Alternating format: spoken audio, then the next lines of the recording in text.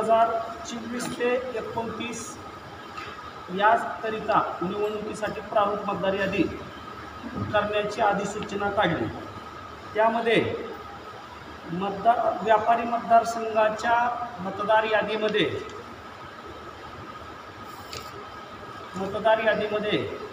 1034 bogus नावं आढळून आली आणि ती नावं वगळावीत अशा पद्धतीची हरकत दाखल केलेली आहे। त्यामधील प्रामुख्याने मुद्दे मी आपल्यासमोर सांगतो की मतदार यादीमध्ये मतदार नोंदणीसाठी निर्धारित करण्यात आलेल्या कालावधीचा दिनांक नमूद करणे गरजेचे आहे, परंतु प्रारूप मतदार यादीवर आहारता दिनांक नमूद केलेली नाही, त्यामुळे सदर मतदार यादी संपूर्णपणे बेकायदेशीर आहे।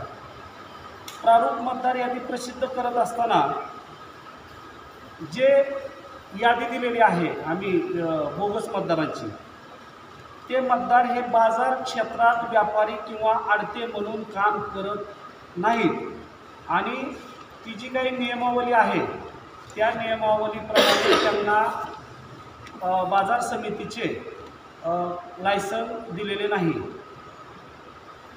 नियमाप्रमाणे व्यापारी आडते यांना गाळा असल्याखेरीज व्यापार करता येत नाही, तरी देखील तसेच एका गाळ्यात एकच व्यक्ती किंवा एकच फर्म व्यवसाय करू शकते, तरी देखील गाळ्यांची संख्या पाहता आणि व्यापार मतदार यादीतील मतदारांची संख्या पाहता फार तफावत होते आणि त्याच्याही पुढे जाऊन जे प्रत्यक्षात व्यापार करत आहेत, जे शेष भरत आहेत, अशा लोकांची नावं वगळलेली आहेत आणि बोगस नावं त्यामध्ये समाविष्ट केलेली आहेत। म्हणून अनेक मुद्दे आम्ही नमूद केलेले आहेत। मग तर जर समजा ते सगळे मुद्दे या ठिकाणी वाचून दाखवले, आपल्याला सगळ्यांना परत ह्याची देणार आहोत, सगळे मुद्दे वाचून दाखवले तर वेळ संपूर्ण जाईल।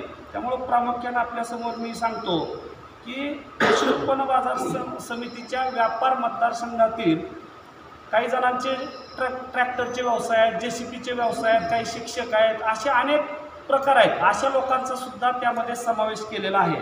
त्यामुळे ते सर्व रेकॉर्ड तपासणी करून या बोगस मतदारांची यादी, बोगस मतदारांची नावं त्यामधून वगळण्यात यावी आणि जे खरे व्यापारी आहेत त्यांची नावे समाविष्ट करावी, अशा पद्धतीची हरकत घेतलेली आहे। त्याची सुनावणीसाठी नोटीस प्रसिद्ध केलेली आहे। ही व्यापारी मतदारसंघाची, हमाल तोलार मतदारसंघाची नागेश